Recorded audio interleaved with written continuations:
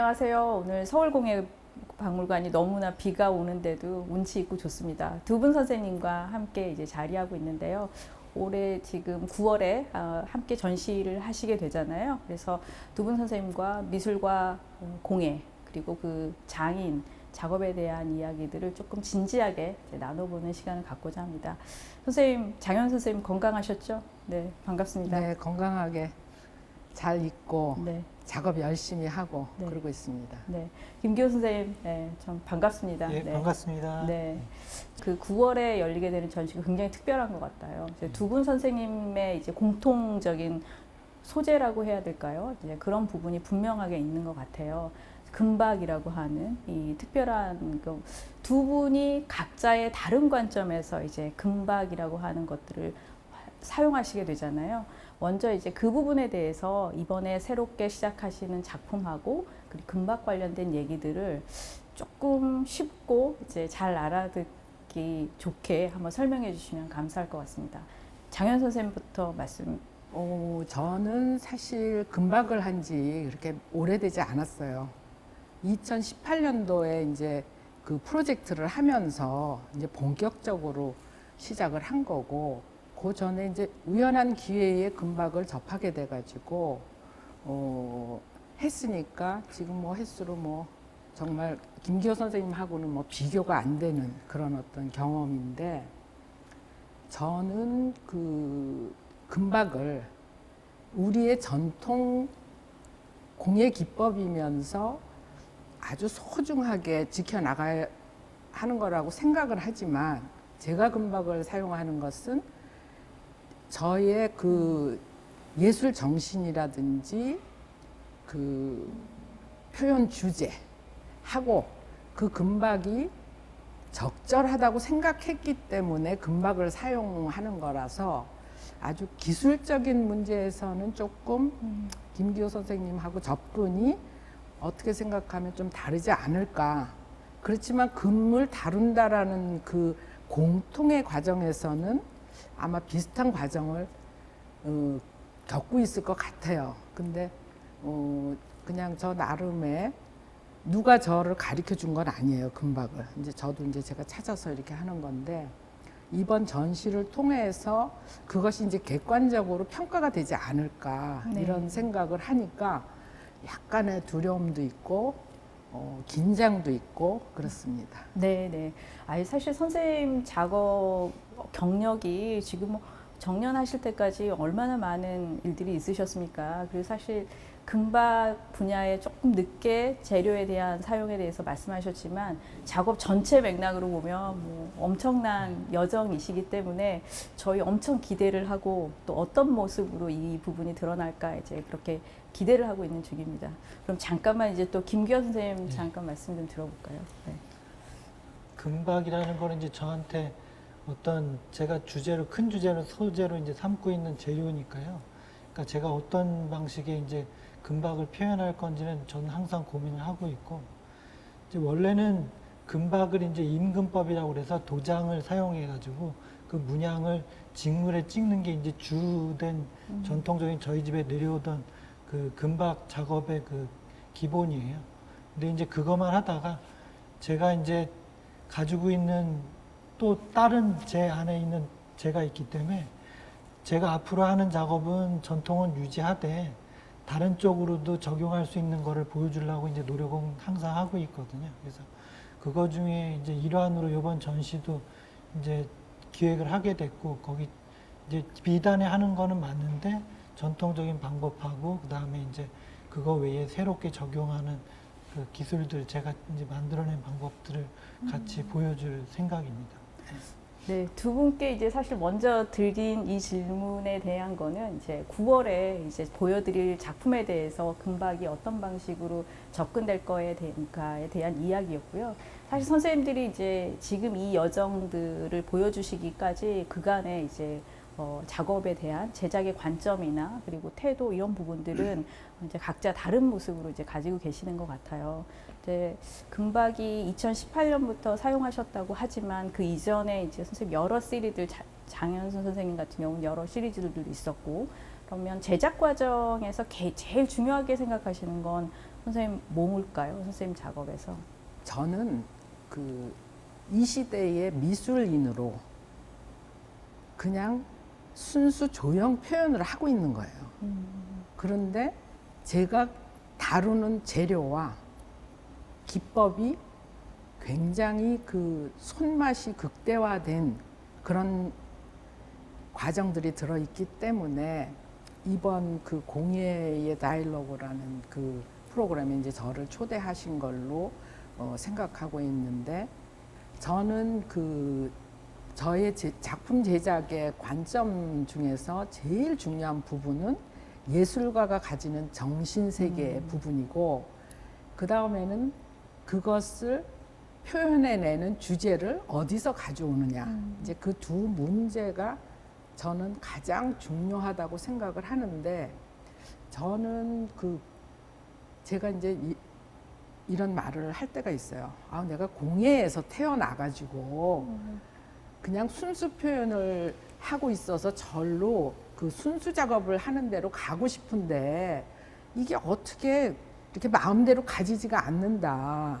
이런 얘기를 하고 있는데, 그 공예적인 어떤 접근하고 순수 그 표현에 접근하고 조금 그 접근 방법, 작가가 가지는 개념 이런 것들이 좀 달라요. 그런데 저는 그냥 지금도 미술인으로서 그 순수 표현을 하는데 포커스를 맞추고 있는데, 그 우리나라뿐만 아니라 동양에서 옛날부터 그 그림을 그린다라는 것은 생각을 그리는 거지 보는 거를 그리는 게 아니었다고 저는 보고 있어요. 그래서 그 작가가 무슨 생각을 하고 있느냐가 굉장히 중요하다는 거죠. 네, 네. 그래서 그 생각을 표현하는 거, 그런 것에 관점이 맞춰져 있어요. 그래서 어떻게 생각하면 금박 기술에 대해서 얘기를 하라. 그러면 할 얘기는 많지만 그 얘기를 잘못하다 보면 어떤 정신이나 주제 부분에 그 뭔가 좀 비중이 적어질까봐 내심 이제 고민하면서 말을 네. 좀 조심하고 있는데, 그런 정신적인 부분에 그쵸. 중요점을 주고 있습니다. 예술의 표현으로서의 이런 금박에 네, 접근하신 거라는 걸로 네. 이제 이해가 되고, 사실상 이게 두 분의 이제 다른 점이시기도 하고, 또 예술가가 결국 궁극에는 무엇을 표현하려고 하느냐라고 하는 거에 대한 초점이 선생님께는 네, 되게 네, 강조가 네, 되어 네, 있다. 네, 네. 그런 것 같습니다. 사실 그런 김기호 선생님은 또 이런 관점에서 조금 이제 다른 이야기를 해주실 수 있을 것 같아요. 그러니까 글쎄요. 어떻게 표현, 보면 네, 그렇게 다를 것 같지도 않은데요. 네, 왜냐하면 이제 공예 분야를 이제 제가 보면은 그 기술의 주안점이 좀 많은 부분이 있어요. 공예 분야에. 네, 그 다음에 이제 저희 쪽은, 그러니까 영어로 얘기하면 소프트웨어와 하드웨어가 있는데, 소프트웨어는 그 문양이나 어떤 형태를 저는 얘기하고, 네, 그다음에 이제 기술적인 부분은 하드웨어가 있는데, 그걸 저희는 이제 같이 하는 거거든요. 그래서 그 문양이라는 건 이제 그 과거 역사하고 어떤 문화나 그런 것들이, 이념 같은 것들, 생각들이 거기다 녹아 있는 건데, 제가 보기엔 그 문양도 일종의 이제 언어라고 생각을 하거든요. 다 동시대에 가지고 있는 그 하나의 문자 같은 건데, 그걸 어떤 식으로 이제 표현할 건지, 뭘 할 건지를 해야 되고, 그다음에 기술이 없으면 그걸 표현을 못 하잖아요. 그래서 네. 이제 그것들 하는데 그 두 가지를 같이 양립하고 있는 거에서, 지금 이제 제가 생각하는 건 뭐냐면, 아까 선생님 말씀에 이제 생각이 중요하시다고 그랬는데, 저는 그 생각도 상당수 예술은 자연에서 왔다고 저는 생각하는 입장이에요. 그래서 일단 태어나서 눈을 뜨고 보고 들은 거를 머릿속에 들어와서 자기가 한번 걸러서 다른 표현을 자기가 한다고 이제 보거든요. 그래서 그러한 것들을 이제 제가 지금 지도를 지금 하고 있는데, 이번에 하는 작업은 이제 천문도거든요. 네, 그래서 그거는 우리들이 눈을 뜨면 하늘에 보였던 그 별들을 그대로 문양으로 이제 생각을 해서 그걸 어떤 작은 형태로 그 우주를 담아서 그거를 이제 직물에다 표현한다는 그 생각으로 거기에 기술로 이제 제가 금박하던 방법을 적용을 해서 만들어낸 거예요. 그래서 저는 하늘에 있는 우주나 이렇게 작게 있는 어떤 돌멩이라도 거의 같은 우주를 내재하고 있다고 생각을 해요. 거대하거나 아니면 미소하거나 이제 그래서 그거를 작품으로 표현을 해서 다른 분들도 그걸 보고 자기가 가지고 있던 어떤 생각이 가지고 있던 그 우주를 바라봤을 때 그 느끼는 생각들이 있잖아요. 근데 거기에서 그 느끼는 그 어떤 꿈이라든지 제가 보기에는 그런 것 같은데 그거를 같이 공유하고 느낄 수 있게 하려고 하는 거예요. 근데 이제 그거를 여태까지는 뭔가 쓰는 거를 만드는데 주안점을 뒀다 그러면 의복에 주로 했었는데 이제 저는 이번에는 문양으로 표현하고 그림이긴 하지만 지도거든요. 그래서 네. 그걸 지도로 보는 쪽으로 좀 표현을 해서 조금 이제 좀 다르게 이제 표현을 했다고 그렇게 생각이 됩니다. 결국 그 예술의 내용이 되고 있는 것들에 대한 것과 표현에 대한 것들, 그 결국의 균형이 선생님 두 분에게 되게 중요한 일이지 않을까라는 생각이 듭니다. 그러니까 전통적인 기술이라고 하는 것, 선생님 이제 기반에서 작업을 하고 계시고, 이제 금박을 활용했을 때 선생님만의 이제 독특한 방법도 있으실 거고, 그래서 내용적인 부분과 이제 기술적인 부분들의 균형들을 어떻게 맞춰 가실까, 비중들도 되게 중요하실 것 같고, 전통의 가치라고 하는 것들, 그리고 기술의 원형성이라고 하는 부분들, 그 부분에 대한 관점들 되게 중요하실 것 같아요. 선생님 어떠신가요? 굉장히 어려운 질문이에요. 어려운 질문인데 답을 해보면 저는 금박을 하면서 우리의 전통 속에 이 기법이 쭉 유지되면서 여기까지 와 있는 게 정말 자랑스럽고 내가 생각한 주제하고 맞아진 게 또 너무 좋은 거예요. 네. 그래서 어떤 나의 근거가 쭉 역사를 가지면서 있기 때문에 존재하기 때문에 저의 존재의 가치, 존재의 의미 이런 것들이 커진다고 생각을 하는데 이 시대에 저는 그 시대성이라는 것이 굉장히 저는 중요하다고 생각을 하는데 전통의 기법이고 우리 생활 속에 깊이 들어가 있는 거지만 시대가 지금 너무 빨리 바뀌기 때문에 그 변화의 속도에 의해서 물질의 변화가 아주 대단하잖아요. 그래서 저는 이 시대를 정말 즐기고 싶어요. 그래서 이 시대에 개발되어 있는 물질을 정말 자유롭게 쓰고 싶어요. 네. 표현을 하는데 그래서 금박을 저 나름대로 연구를 하면서 가는데 운이 좋은 편이에요.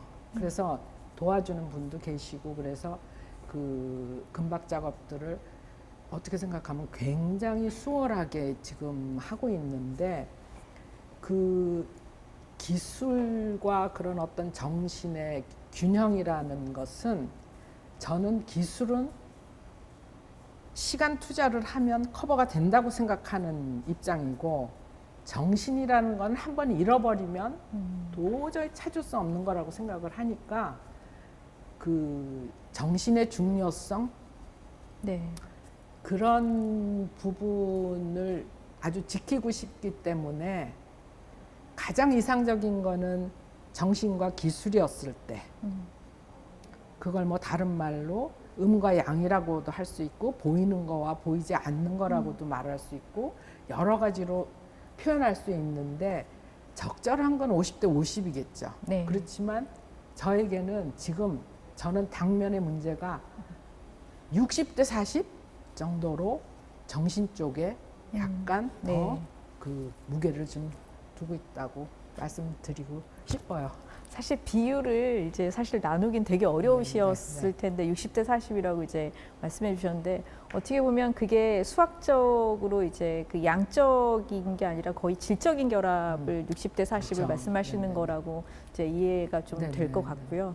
이제 선생님은 또 이 부분에 대해서 저는 이제 그 정신적인 게 한 90이고 기술이 거꾸로 10이라고 정도 생각을 해요. 대단하십니다. 와. 왜냐하면 요즘 생각을 해보면 이제 저는 원래 전공이 이제 엔지니어였고 네. 기술자였어요. 소위 얘기하는 이제 기술자였고 소위 첨단 기술이라는 거를 이제 했었거든요. 네. 그래서 이제 제가 하던 일 로봇 설계를 했었는데 요즘 이제 AI도 뭐 유행이고 그럼 이제 제가 고민하는 거는 과연 그러면 로봇이 이제 미술도 하고 공예도 할 거고 요리도 하고 그 차이도 결과물에서 별 차이도 사람들이 느끼질 못하면 그럼 그게 어떤 차이가 있느냐 존재에 대해서 그러면 그걸 누가 만들었는지 어떤 생각을 가지고 했는지가 중요한 거지 기술적으로 결과물을 어떻게 만들어냈는지는 그 다음 문제라는 거예요.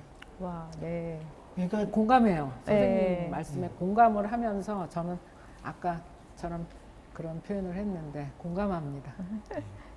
공예도 전 자세가 더 중요하다고 생각을 하거든요. 그래서 기술도 이제 저는 노력하는 게 기술에 있어서도 재료는 순수 재료로 주로 쓰려고 그러고 어쩔 수 없으면 뭐 대체 재료를 사용하지만 그리고 방법적인 면에서도 되도록이면 기계를 안 쓰고 저도 쓸 때도 있지만 최소한으로 하는 이유가 뭐냐면 그 어떤 과정을 통해서 어떻게 만들어졌는지가 중요하기 때문에 그걸 지키려고 하는 거예요. 만약에 그거를 편하게 하려고 그랬으면 제가 사업을 했고 그 다음에 공산품을 만들었지 굳이 공예를 할 이유가 없거든요. 그래서 그게 어떤 과정을 가지고 왔고 무슨 생각으로 내가 만들었는지 그 다음에 제가 만든 작품은 그 제가 만든 노력을 감상하거나 그걸 사용하는 사람이 공유하기를 원하지 그게 뭐 비싼 가격에 단순히 팔린다거나 어떤 평가를 받기 위해서만 한다고는 생각 안 하거든요. 네, 그래서 네. 제가 주안점을 두는 거는 그 과정하고 그 다음에 그 사람의 생각하고 누가 하느냐 그게 이제 중요하다고 생각을 합니다. AI가 뭐 딥드림이라고 하는 프로그램에 의해서 그림도 그려내고 하는 상황이니까 충분히 이제 그런 이제 시대적인 어떤 공명이죠. 시대적으로 저희가 기술 시대에 살면서 AI 시대에 살면서 이제 느껴야 되는 부분이어서 굉장히 많이 이제 이야기가 될 것 같습니다. 그러면 선생님 이번에 하는 두 분의 지금 이번 9월 작품에 이제 이런 부분들이 훨씬 더 적극적으로 이제 개입하지 않을까 그런 생각들이 드러나지 않을까라는 생각이 들었습니다. 그러니까 아까 천문도 말씀해 주셨고 선생님 이번 작품에 대해서 조금 더 그 정신 이야기를 좀 해주시면 어떨까요? 최근 몇 년 동안 그 중심에 이르는 길이라는 그 주제를 가지고 작업을 하고 있어요. 근데 그 중심에 이르는 길이라는 게 저에게는 어떤 의미냐 하면 그 본질에 대한 어떤 추구거든요. 근데 뭐의 본질? 그러니까 생명의 본질에 대한 추구예요. 그러니까 저의 예술 정신 속에는 그 생명성, 이거에 대한 그 연구물들이 나온다고 해도 과언이 아닌데 저의 표현이 부족하기 때문에 지금 뭐 이런 레벨이라고 말할 수 있고요. 저는 그것을 좀 더 깊이 표현하고 싶어요. 그래서 지금 22년도에 청주에서 이제 개인전이 있었고 21년도에 LVS에서 개인전이 있었는데 그때 이제 전부 중심에 이르는 길이었는데 그때는 어떤 그 본질에 다른 건 모르겠다. 지금 그냥 본질을 향해서 가는 어떤 액션이었다면 이번 공예 그 다이얼로그에서 표현하려고 하는 거는 그 일상의 중심, 그 중심을 그냥 나라는 것을 내려놓은 어떤 본질로 향하려고 하는 그것만이 아니라 일상에서의 그 중심들이 어떻게 자리하는지 그런 부분을 표현하려고 노력을 했어요. 그래서 공예박물관 쪽에는 나 정말 미술관처럼 좀 해줘 이렇게 요구를 했는데 저도 지금 굉장히 그 전시 공간, 연출 이런 것들이 기대가 되고 있어요. 그래서 지금 신작 진행 중인데 제가 3월 올 3월에 그 LVS에서 이제 개인전 일정이 있었어요. 근데 네. 이제 개인적인 그 집안 사정으로 개인전 일정을 뒤로 미뤘거든요. 그런데 미루고 났는데 이제 공예박물관에서 제안이 와가지고 예스를 하면서 지금 그동안 개인전을 하려고 준비했던 것들이 그냥 공예박물관으로 다 오게 된 거예요. 그래서 저는 장소만 바뀌는 거지 그냥 개인전이다 이렇게 생각하고 지금 신작을 막 열심히 하고 있어요. 네, 선생님 그 정신, 생명성에 대한 또 존재에 대한 다가가는 길에 대한 저희가 철학적인 탐구로 이제 받아들일 수 있을 것 같아요. 그래서 그 부분에 대한 작품에 대한 이야기 조금 더 해주실 수 있는지요? 네, 저는 지금 고집스럽게 작가의 작품은 그 작가 그 자체라고 생각을 하는 거예요. 그러니까 작가가 어떤 생각을 하고 어떤 삶을 살고 있느냐 그게 굉장히 중요하다는 거죠. 근데 뭐 다 그런 건 아니지만 작가는 감각으로 작업을 한다고 생각하는 쪽이 훨씬 더 많은 비중을 가지고 있는데 저는 그런 감각을 넘어 있어요. 제 생각은. 그래서 그 감각 너머에 있는 그 본질을 향하려고 하는 그런 마음, 그런 생각들의 표현을 위해서 정말 공부하지 않으면 안 된다는 거죠. 인문학적인 접근을 하지 않으면 안 된다. 우리가 너무 지금까지 감각적으로 이거 괜찮니? 아름답니? 뭐 마음에 드니?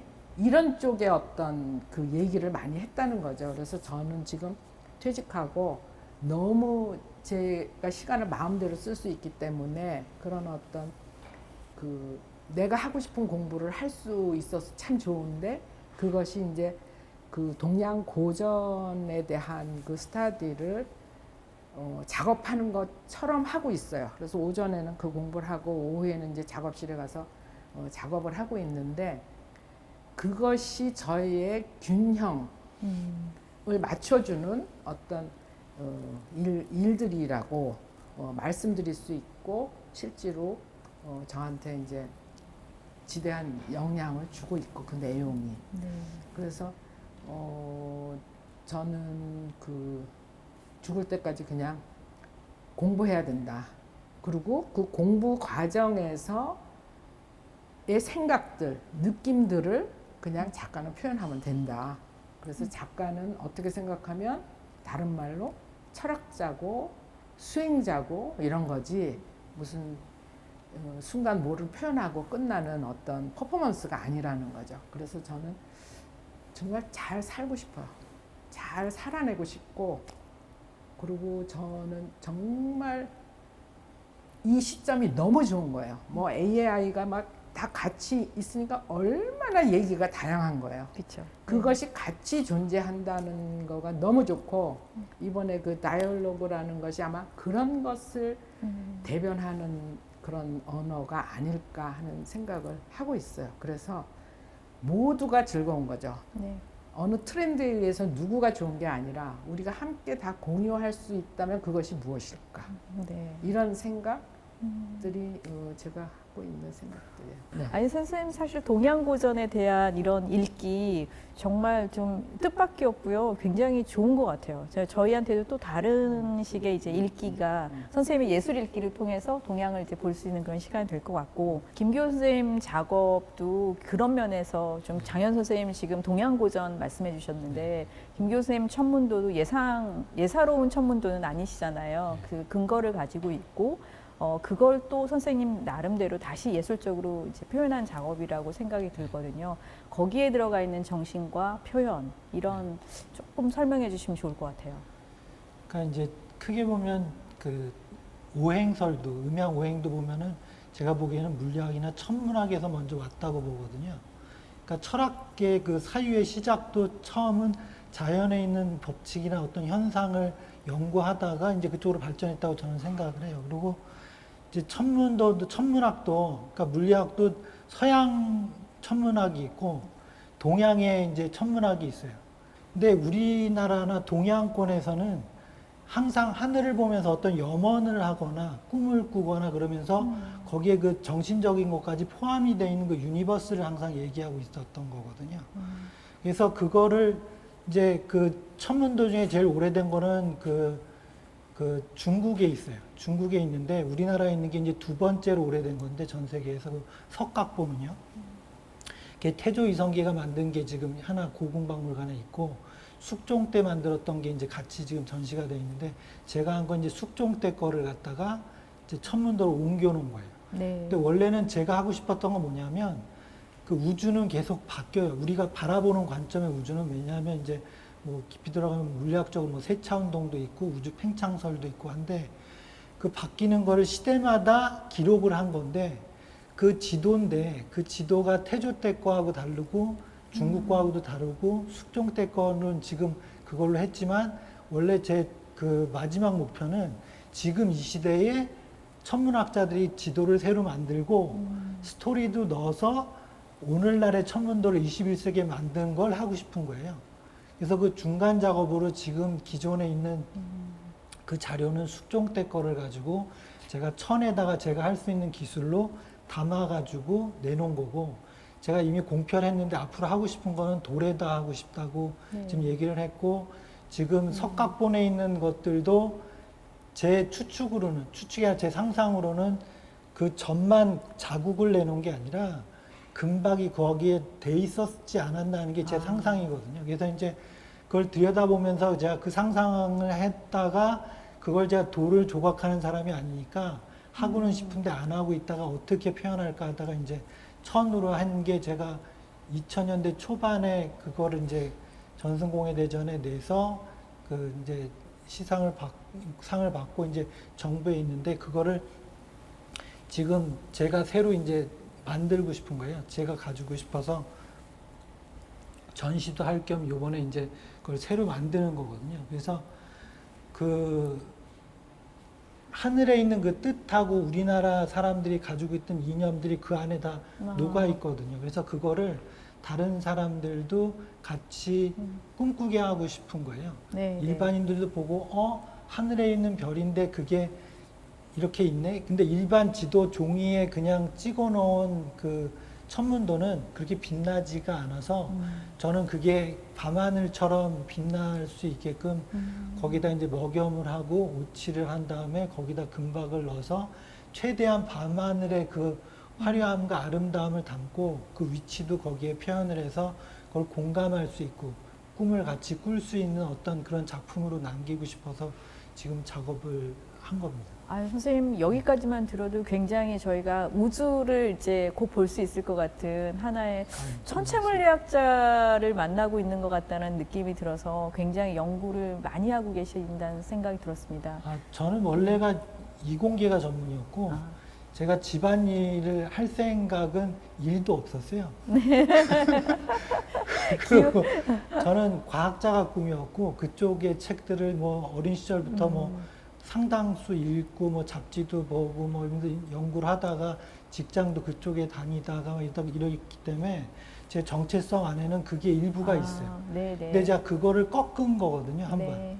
그걸 한번 꺾고 집안에 나온 문화를 유지해야지 된다는 생각에 사표를 내고 나왔는데 항상 제 한켠에는 그게 남아있는 거예요. 근데 이제 그게 어떻게 보면 제가 합리화할지도 모르지만 그게 그렇게 공예일하고 다르다는 생각은 별로 안 했고 도움도 많이 받았고 그 다음에 예술하고도 건방지는 생각이지만 그렇게 다르지 않다, 과학이.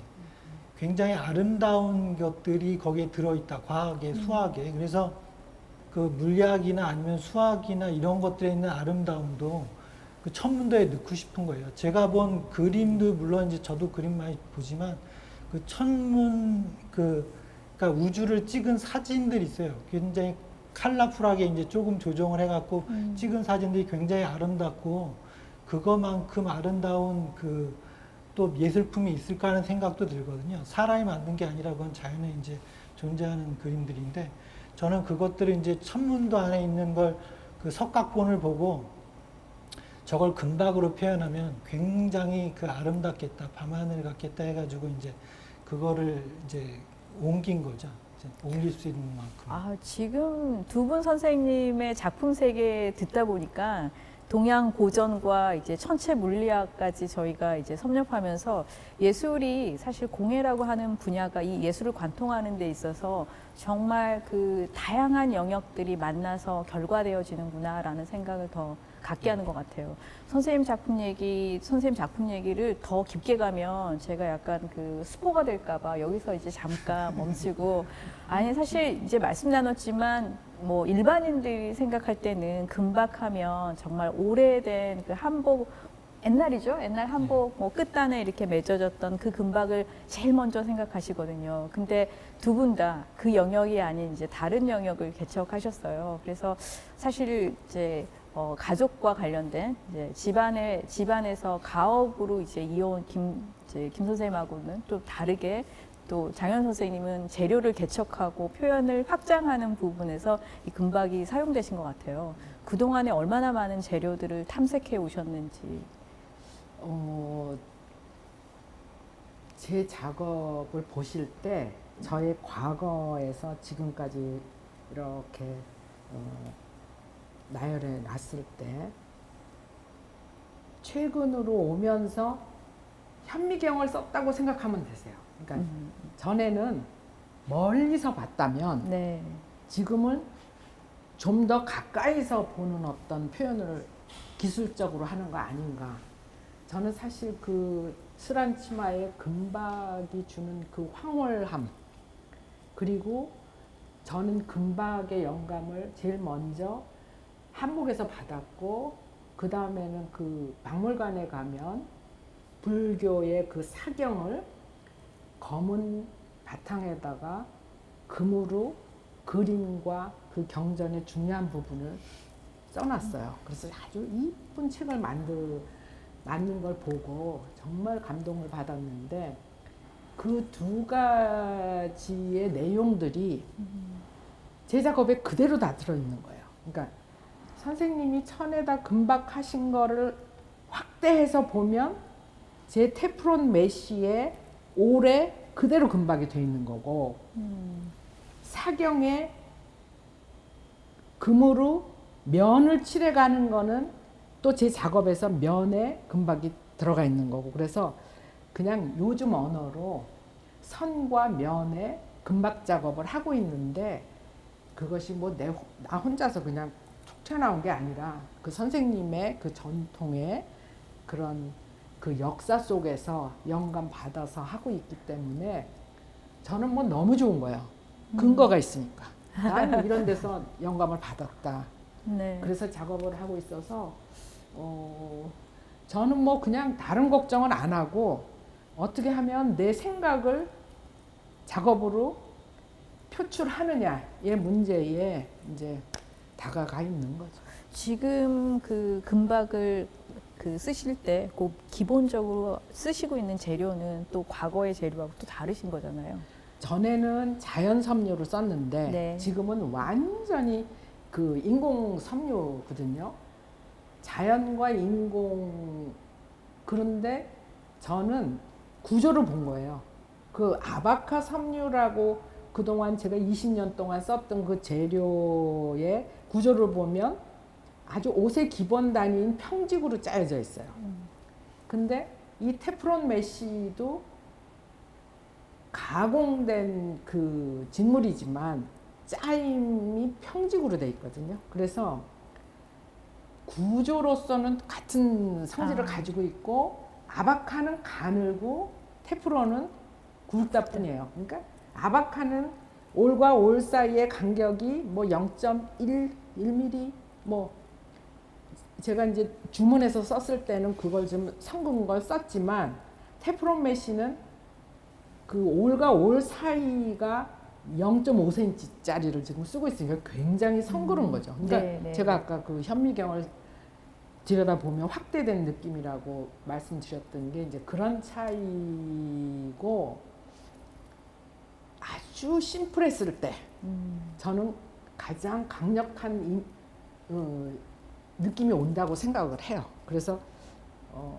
금박을 하면서 약간 작업이 설명적이 됐는데, 저의 본래의 작업은 그런 어떤 복잡한 요소들을 좀 배제하고 내가 꼭 하고 싶은 얘기만 남겨놓는 일, 네, 네. 그 일을 음. 하려고 지금도 조용적으로는 뭐 발버둥 치는 거죠. 이거 내가 이거 멋내려고 하는 거야? 그러면 그랬어? 그러면 배제. 아, 그러면서 다 없애버리고 꼭 해야 될 얘기만 이제 놓고 가고 있어요. 네. 구조만 남기고 네, 네. 그 생각의 네. 구조만 네. 남기시는 거 그게 결국엔 정신일 거고 네. 그러신 거죠. 네. 아, 근데 선생님 설명해 주시니까 쏙쏙 들어옵니다. 이제. 그 차이점이 뭔지 일본의 그 네. 중국의 직금이나 이런 거하고 금박 우리나라의 특징이 그 올과 올 사이의 그 섬유질감하고 금하고의 그 같이 조화롭게 빛나는 그 산란되는 느낌이거든요. 네. 그러니까 이제 그걸 표현을 굉장히 잘 해주셔서 고맙게 생각하고 아, 선생님이 또 이렇게 설명을 해주시니까 저희도 훨씬 더 또 이해가 되는 선생님 거죠. 칭찬이죠. 있습니다. 그럼요. 저희 선생님께 다른 질문 한번 드려보겠습니다. 네. 사실 지금 선생님 5대째 지금 네. 이어온 금박 장인의 가문이시잖아요. 네. 그럼 되게 어깨도 무거우시지만 자부심도 되게 있으실 것 네. 같고 또 이걸 이제 선택한 건 언제이셨나요? 구체적으로 이제 언제쯤 유입하신 건지요? 제가 직장 생활하고 이제 한 3년 좀 넘어서 이제 아버님 계속 편찮으셨다가 이제 그때 좀 병원이 좀 깊어지셔서 아버님이 계속 하실 수는 없을 거고 제가 안 하고 이 일을 그러니까 직장 생활을 계속 한다 그러면 이 일이 이제 끊어질 거라는 생각에 그거는 제가 이제 원하지 않았고 그 전까지는 이제 제 생각은 뭐였냐면 집에서 아버님까지 사대 때 하던 일인데 그 일을 안 하고 내가 딴 일을 하면 전 세계에서 그래도 알아주는 사람 정도는 돼야 되지 않냐. 그래서 이제 굉장히 열심히 했어요. 그래서 제가 원하던 일까지는 했는데 들어가서 직장 생활 해보니까 제가 생각한 거하고는 이제 다르더라고요. 그래서 지금 생각을 바꾸고 전통을 유지하는 게 이제 저한테는 더 의미가 있지 않나 해가지고 사표를 내고 나왔고요. 그게 한 96년 96년 말에 이제 네네. 12월 정도에 이제 사표 내고 나와서 이제 이 일을 본격적으로 시작을 했죠. 그래서 하면서 이제 뭐 후회한 적은 없는데 힘든 적은 바로 느꼈던 게 97년도에 이제 IMF가 왔죠. 그래서 네, 그래서 그러네요. 이제 네. 그러긴 했고 그다음에 이제 일을 하면서 뭐 처음에는 의무감으로 했는데 이제 조금 하면서 이제 점점 이제 그 재미도 느끼고 그다음에 이제는 좀 제가 좀 자유롭게 제가 가지고 있는 생각을 작품에 좀 녹이자 그런 생각을 이제 했고 그다음에 전통성을 벗어나지는 말자. 그래서 이제 재료 소재는 전통 소재. 그다음에 이제 기법은 대신에 제가 이제 새로 만들거나 없던 거로. 그다음에 요번에 이제 천문도도 보면은 그게 이제 원류는 그게 어디에 있냐면 면사포에 있거든요. 그러니까 이제 그 유물도 지금 검은 천의 그 방사형으로 그 이제 우주를 상징하는 거예요. 그것도. 그래서 만다라 형태로 이제 금박을 문양으로 찍어서 만들어요. 그거를 머리에 쓰고 혼례를 하거든요. 네. 그래서 그게 직물이 이대박물관에 지금 2점 정도 있는 걸로 알고, 그다음에 이제 한포나 보자기 왕실에서 쓰던 그 혼수함이나 패백보의 보자기에도 그 만다라 형태, 그 우주를 상징하는 그 문양을 찍어요. 그러니까 이제 거기에서 저도 이제 그게 온 거예요. 그거 천도 거의 같은 천으로 머리에 썼고 혼례를 치렀거든요, 왕실에서. 네. 그래서 그게 전통에 내려오는 거에 전통에 내려오던 문양을 저는 천문도를 넣고 이제 거기에 사신들도 넣고 해서 이제 과거에는 그게 단순히 지도였는데 이제는 그게 아니라 그게 하나의 이제 공예품, 예술품으로 되게끔 지금 이제 시도를 한 거죠. 그래서 이제 저도 고민을 항상 하는 게 이거를 내가 해도 되나? 이거를 하는 거는 전통에 어긋나지 않나? 아이디어는 이제 엄청나게 있는데 이제 거기서 걸르고 저도 노트를 막 하는데 이제 예전에 노트를 막 이렇게 수첩에다가 막 하다가 요즘은 저도 이제 불편하니까 저기 휴대폰에다가 디지털에다가 네. 다 넣고 이제 수시로 하거든요. 그래서 어디를 가든지 이제 아이디어 떠오르면은 거기 이제 작업 방법 다 넣어놓고 이제 그거 보면서 하다가 이제 버리는 게 더 많죠. 생각이 이제 뭐 한 100가지가 났으면 거기서 98가지 정도는 다 버리고, 왜냐하면 이제 그거는 전통의 범주에서는 좀 이제 너무 이르다. 제가 보기에는 이르고 빠른 거는 이제 중요하다고 보니까 그런 거 배제하고, 그다음에 이제 나머지로 이제 제가 골라서 그렇게 하고 있습니다. 아니 뭐 선생님들하고 얘기 거의 끝이 없이 이제 나올 수 있는 얘기들이 많을 것 같긴 한데요. 두 분 얘기 이렇게 들으니까 작업할 때 뭐가 제일 힘드실까 이런 부분들도 좀 생각이 드네요. 저는 작업할 때 이제 작업을 하기 전에 미리 기술적으로 다 돼야 되잖아요.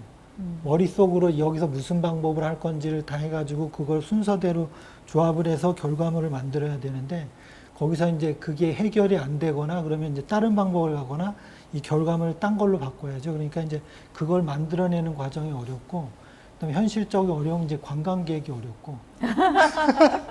제 관광객이 북촌에 있다 보니까 수시로 이제 막 들여다보는 게 이제 집중할 때 좀 방해가 돼서 그거는 현실적인 어려움이 이제 네. 좀 있고. 선생님 어우가 제일 어려우신가요? 저는 예술가의 삶을 사는 거가 어려워요. 공부와 실천, 그러니까 지와 행의 어떤 밸런스. 이걸 맞추는 게 너무 어려워서 나 지금 제대로 하고 있는 거 맞아? 이런 질문을 매일 하거든요. 그래서 어려워요. 행복하지만 행복만 가지고 가기는 그런 건 안 될 것 같아요. 아니 사실 저는 이제 선생님은 지금까지 굉장히 축복받은 예술가라는 이미지가 있어요. 왜냐하면 많은 분들이 바라봐 주셨고 네. 국립현대미술관에서 올해의 작가상도 받으셨고 그래서 굉장히 조명을 많이 받으셨고 네. 행복한 예술가, 괴로우신 부분도 있었겠지만 행복한 예술가의 삶이지 않았을까. 그래서 저한테 이제 매일 묻는 거예요. 그런 어떤 타성, 습관 이런 걸로 작업을 하는 건 아니니? 이렇게 이제 묻곤 하는데, 정말로 저는 정말 운 좋고 조명 많이 받았고, 그래서 하여튼 힘이 있는 데까지 작업을 하려고 그냥 열심히 발버둥을 칩니다. 선생님 그 재료가 굉장히 많이 변천하셨어요. 네. 그 중에서 이제 금박이라고 하는 새로운 네, 도전이 2018년부터 네, 이제 네. 시작이 됐고, 일반인들이 생각하는 금박보다는 선생님의 작품을 더 깊게 들여다볼 수 있는 뭐 코드? 일종의 코드라고 얘기할 수 있는, 기호라고 할 수 있는 그런 64개의 피스 안에 이제 드러나는 부분이 좀 있을 것 같은데 그 얘기 조금 더 들려주실 수 있나요? 제가 이제 30대에 그 동양의 어떤 정신, 그러니까 동양의 정신 뭐 거기까지는 안 갔어요. 30대는 한국적인 게 뭐냐 도대체. 제가 한국의 색을 모르고 있는 거예요. 그래서 시작됐어요. 그래서 관심을 우리 것 쪽에 이렇게 두다 보니까 지금 뭐 긴 시간이 됐는데, 지금까지 그 언저리에 있었기 때문에 정말 주워 들은 것도 너무 많고 거기서 배우려고 돈도 정말 많이 썼어요. 그래서 그 배움과 실천의 문제에 대한 어떤 직접 경험 그런 거를 해왔는데, 지금 생각하니까 그런 어떤 긴 시간 속에서 그것들이 얹혀지면서 제가 그 흔들리지 않게 이렇게 서 있게 하는 그런 밑거름이 된 거 아닌가 하는 생각을 해봅니다. 선생님 그 색 이야기 좀 하면요. 네. 이어서 네. 한국적인 것에 관련돼서 사실 선생님 그 예전 매트릭스 네. 작업에서는 또 쪽이었잖아요. 네. 그리고 이제 이번 작품에서 이제 완벽히 그 저는 이제 강조될 수 있는 부분이 연한 하늘색. 여기 안에 특별한 의미가 있을 것 같아요. 네. 그러니까 제가 그 아바카 작업으로 아주 짙은 쪽색을 물들여서 그 아주 심플한 그 구조물을 만들었었는데 그때 이제 시작이 그 생명, 물 없이 생명의 근원은 물이라는 생각을 한 거예요. 그래서 이제 쪽색으로 물을 들여서 했고 그때는 자연염료로 염색을 한 거고 지금은 이제 완전히 화학적인 안료를 가지고 작업을 하는데 그 생명의 색, 물의 색. 근데 물은 액체로 있다 기체로 갔다가 얼어서 고체까지 여러 모습을 바꾸고 있잖아요. 네. 그런 어떤 다양한 모습 속에서 그 본질인 그 생명에 대한 저의 탐구, 그래서 그 블루라는 색을 가지고 있고요. 그 다음에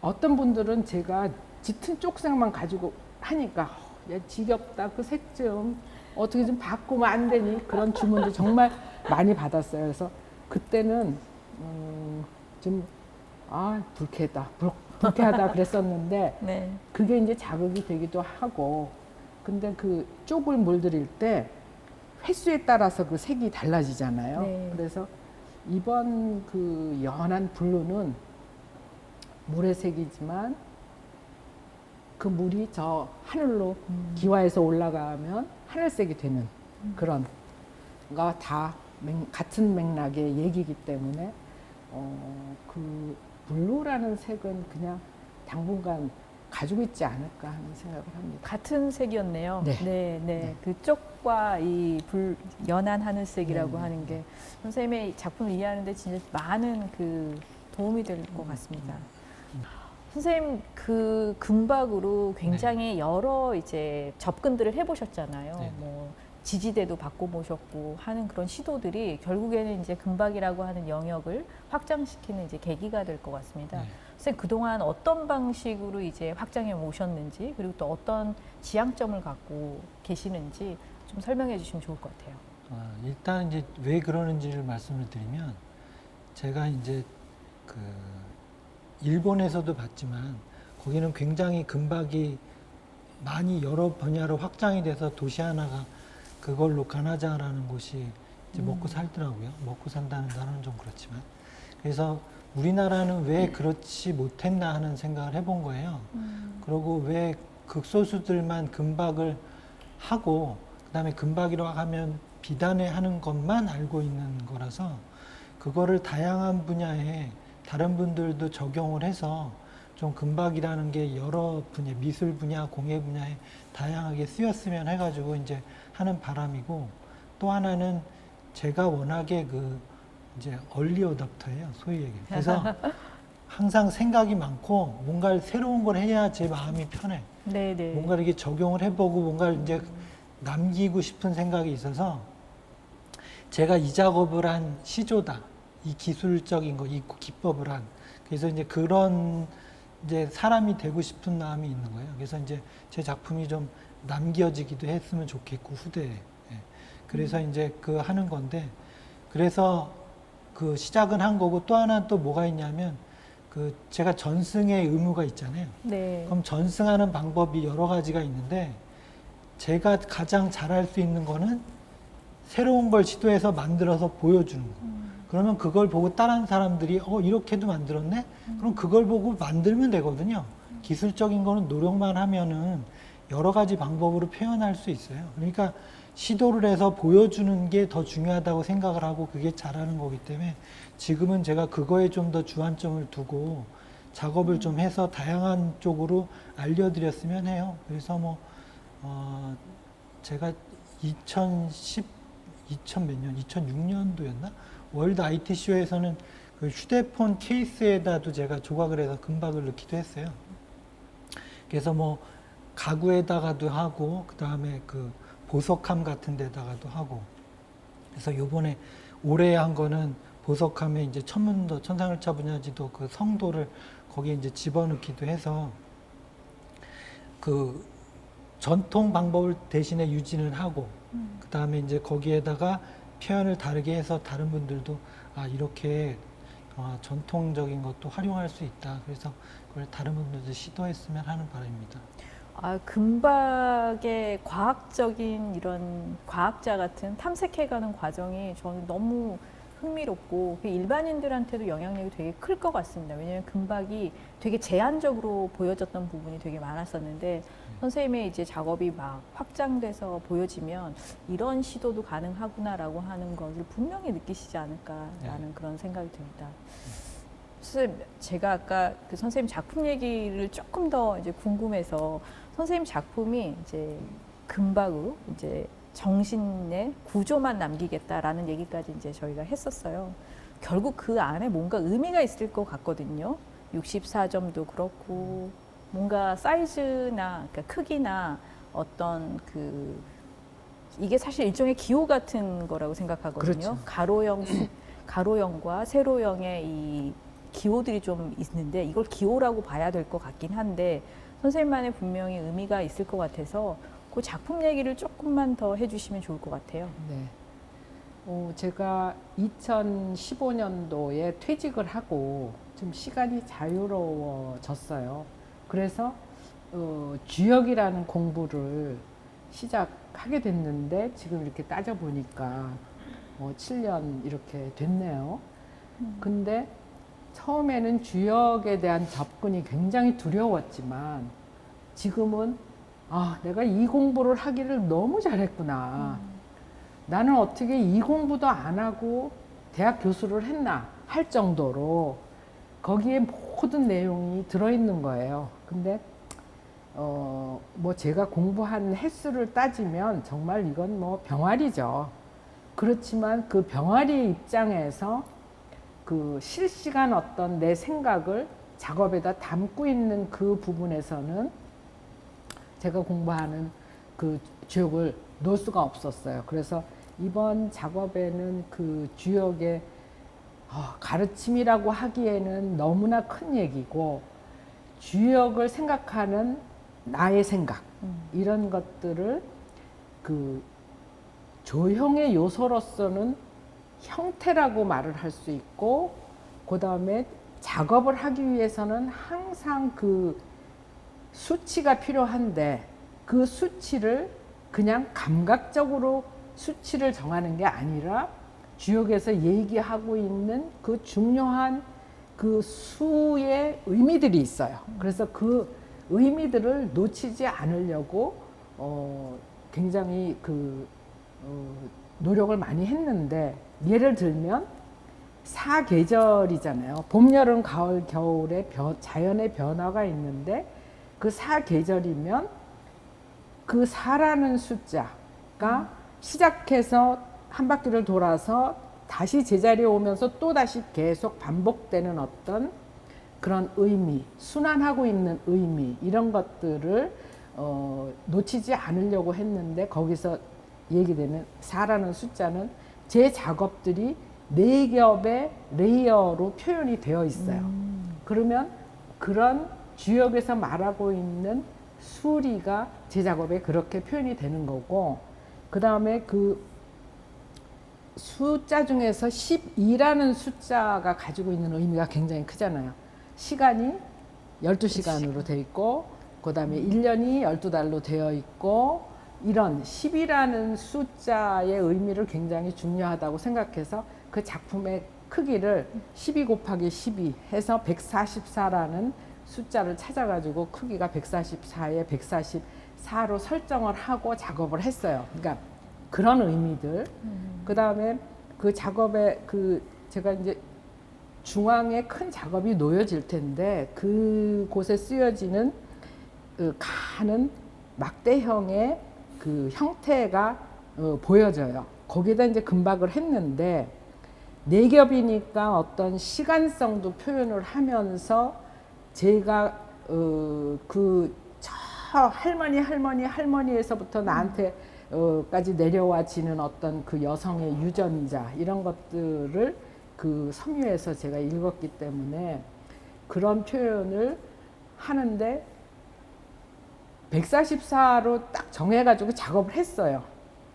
그런데 하다 보니까 기술적으로 막 1mm, 2mm 막 작아지고 커지고 재단을 하다 보니까 이런 일은 있었지만 그 제작업에서 보여지는 그런 어떤 수치가 필요할 때는 그 동양의 수리 철학의 그 부분을 놓치지 않으려고 노력을 했고 아우, 선생님, 이 작업을, 이 설명을 안 듣고 보면 조금 아쉬울 뻔할 만큼 되게 중요한 말씀이신 것 같아요. 그러니까 우주의 모든 존재들이 들어가 있는 부분들을 압축적으로 정신의 물질적 구현으로 선생님 작업을 이제 구조적으로 보여주신다라는 얘기가 같고, 작품을 이해할 때 지금 말씀하신 수평적인, 네, 수직적인 네, 이 구조가 어떤 의미를 향해 가고 있는지에 대한 고민들을 할 것 같아요.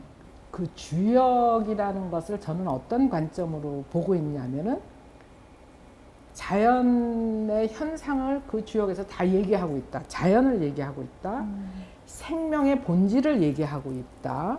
그 다음에 모든 것은 변화한다라는 변화를 얘기하고 있다. 그 다음에 음과 양으로 변화한다라는 순환 반복한다라는 그 얘기를 하고 있다. 이거를 한편에서는 도라고 얘기했고 이런 여러 가지 얘기를 하는데 그 중에서도 제가 제일 중요하다고 생각하는 그 생명의 그 본질 그것을 진아라고도 얘기하고 본성이라고도 얘기하고 신성이라고도 얘기하고 뭐 너 안에 불성이 있다라고도 얘기하는 여러 가지 표현들이 있는데 과연 그게 뭐냐 이런 것을 알고 싶어 하는 저의 어떤 욕심이겠죠. 두 분 말씀 제가 들으면서 그런 생각이 들었어요.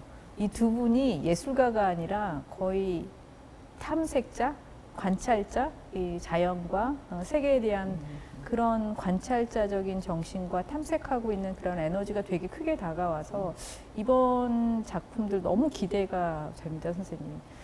다이얼로그가 정말 작업에서의 네, 네, 일어나는 네, 다이얼로그로 이렇게 승화될 수 있을 것 네. 같다라는 저도 이제 기대와 막 이런 고조되는 이제 기대감이 좀 있습니다. 선생님 그 작업에 이제 정말 이제 포커스가 될 수 있는 특징 뭘까요? 이제 금박이라는 거는 아, 제가 가지고 있는 정체성이고, 그러니까 카메라를 찍을 때 흑백 카메라는 흑백만 찍어야 되는 것처럼 저는 그 안에서의 자유만을 이제 추구하는 거예요. 그것만 해도 너무 세계가 넓기 때문에 저는 거기에 만족을 하고 이제 그거를 하고 있는 거죠. 그래서 그거는 제 문화고 이제 가업으로 내려온 그 이제 정체성, 전통이라고 볼 수 있습니다. 저희는 금박이라고 하는 이 영역이 미술과 공예 사이에서 굉장히 이제 새로운 공명을 일으킬 거다라고 이렇게 생각이 네. 드는데 어떠신가요? 사실 영역들을 넘나들면서 이제 새로운 바람도 나올 수 있고 그리고 네. 공예만의 특성이라고 얘기할 수 있는 부분도 있을 거고 또 미술 안에서의 이야기도 될 수 있을 거라고 생각을 하거든요. 저는 이번에 이런 그 전시를 통해서 기획을 통해서 분명히 시사하는 바가 클 거라고 생각을 하는데 저는 사실 개인적으로 그 공예가 가지고 있는 어떤 그 개념 쓰임이라고 하는 그 개념에서 벗어나려고 스스로가 노력을 많이 했어요. 왜? 그 조형성에 대한 그 시대성에 대한 이해가 줄어들을까봐 노력을 많이 했기 때문에 이번에 그 미술과 공예라는 경계를 부정적으로 받아야 될지 긍정적으로 받아야 될지 약간 혼란이 있었지만 긍정적으로 받아들인다면 이 시대는 정말 다양함이 공존하는 시대라고 생각을 해요. 그래서 분명히 공예가 확장되는 데에 뭔가 기여하는 일이 되지 않을까 이런 생각을 하고 저는 사실 공예에서 도망가려고 애썼지만 두 손 두 발이 다 공예에 다시 묶여서 고향으로 오는 그런 어떤 느낌이 드는데 저는 자유롭게 공예로 갔다 미술로 갔다 이러고 싶어요. 이러고 싶고 저는 이제 제가 정한 거는 장인이라는 그런 어떤 영역이에요. 그러니까 정체성 그 안에 있기로 제가 이미 결정을 했고, 그러면 그 장인이라는 거는 기술자하고는 어떤 차이가 있느냐? 왜냐하면 기술자라는 이제 기술이라는 거는 어떤 그 하는 그 방법론적인 거잖아요. 근데 그 방법보다도 어떤 생각을 가지고 하느냐. 그게 기술은 기본적으로 사실은 가지고 있어야 되고, 그거는 낮아야 된다는 게 아니라 기본적으로 기술은 전통적인 걸 가지고 있대. 그걸 어떤 생각으로 어떻게 꾸려나갈 건지는 항상 고민을 하는 거예요. 그래서 그걸 고민을 하면서 전통 범위 안에서 움직여야 된다고 저는 생각을 해서 그게 이제 장인의 길이라고 생각을 하고 그렇게 살고 있습니다. 사실 어쩌면 정확하게 선생님들이 걸어오신 길과 앞으로 걸어가실 길에 대해서 말씀하신 거고, 저는 사실 공예나 미술 이런 영역들을 구별하는 것의 문제는 별로 중요하지 않다고 생각하는 편이고, 아까 이제 서두에 저희 꺼냈던 예술과 정신의 표현으로서의 이제 결과물들, 그것들이 계속 이제 이 확장된 세계를 만들어가는 것이 아닐까라는 생각이 듭니다. 선생님 오늘 탐색하시고 관찰하시고 수행하시는 모습으로 이제 이렇게 금박에 다가가셨던 모습 너무나 인상적이었고, 저 너무 뜻깊게 많은 배움이 있는 그런 자리였습니다. 말씀 감사합니다. 마치겠습니다. 감사합니다.